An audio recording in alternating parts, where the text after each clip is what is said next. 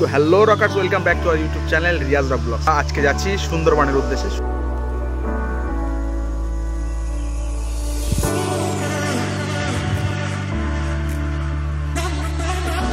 Rockerz, আমরা এখন বর্তমান চলে এসেছি হাসনাবাদ ব্রিজে।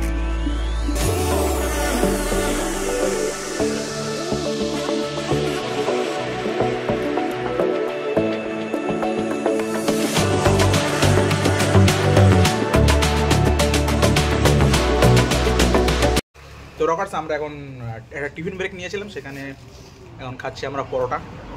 ওদের সৌরভ গরু স্টার্ট করে দিয়েছে খাবার, ও কখনো ওয়েট করে না কারোর জন্য।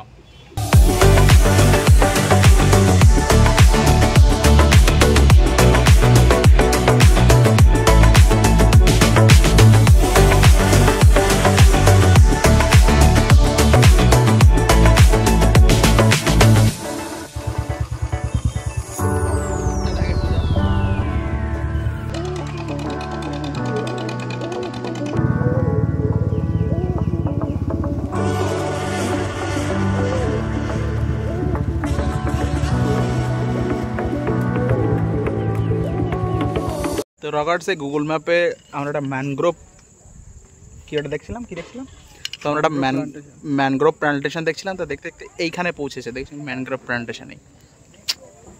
গুগল ম্যাপের ভরসা মোটেও করা যাবে না, ঠিক আছে? কত গলির ভেতর দিয়ে আমরা যদিও 0 পয়েন্টেই এখন আছি বর্তমান। নদীর ওই সাইডটা পুরোটাতে বাংলাদেশ। আমরা যেখানে দাঁড়িয়ে রয়েছে এটা ইন্ডিয়া, নদীর ওই পারে বাংলাদেশ, লাইক টাকির মতো জায়গাটা। यही नहीं, अभी और सुनिए। সৌরভ সকাল থেকে একটাই ম্যাপ দেখাচ্ছে যে আমরা এইখানে যাচ্ছি, এই পার্কে। পার্কটার নাম কি ছিল সৌরভ? একটা বসন্ত ইকো পার্ক। হ্যাঁ, সেটা কিন্তু বাংলাদেশে।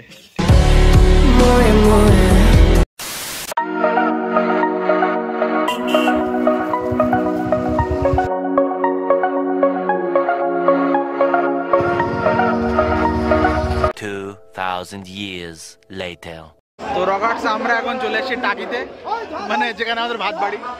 আজকে সবচেয়ে আজব জিনিস কি জানো, যে আমাদের 20 টাকা পার্কিং দিতে হয়েছে। সারা জীবনে কোনো দিতে হয়নি, কি জন্য যারা আসলাম জানি না, কিন্তু এসে দেখতেছি ওখানে প্রচুর ক্রাউড।